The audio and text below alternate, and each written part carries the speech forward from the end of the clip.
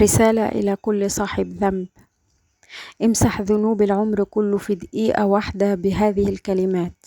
حديث ابن عباس رضي الله عنه يقول النبي صلى الله عليه وسلم: ما من عبد مؤمن إلا وله ذنب يعتاده الفينة بعد الفينة، أو ذنب هو مقيم عليه لا يفارقه حتى يفارق الدنيا.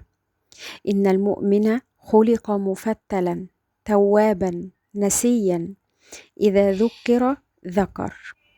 إن هذا الحديث دليل على أننا نضعف، فإن كنا نحب الله سبحانه وتعالى فعلينا أن نؤدب أنفسنا، وأن يؤذينا هذا الذنب، وأن نرجع إلى الله عز وجل تائبين خاضعين. ولكن كيف لنا ذلك؟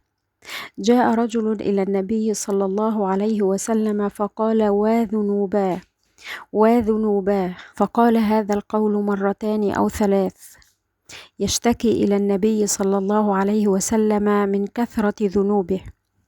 فقال النبي صلى الله عليه وسلم: قل اللهم مغفرتك أوسع لي من ذنوبي، ورحمتك أرجى عندي من عملي. فقالها، فقال له النبي صلى الله عليه وسلم: عد وكرر. فكرر، فقال له النبي: قم قد غفر الله لك. فيا من أذنبت، ويا من قصرت، يا من أبعدك الذنب عن ربك، اسمعني جيدا. باب التوبة مفتوح، لم يغلقه الله في وجه أحد، مهما كانت خطاياه ومهما كانت ذنوبه. قال تعالى: قل يا عبادي الذين أسرفوا على أنفسهم لا تقنطوا من رحمة الله، اللهم إنا عصاة بين يديك، مقصرون في حقك، ظلمنا أنفسنا، وإن لم تغفر لنا وترحمنا لنكونن من الخاسرين.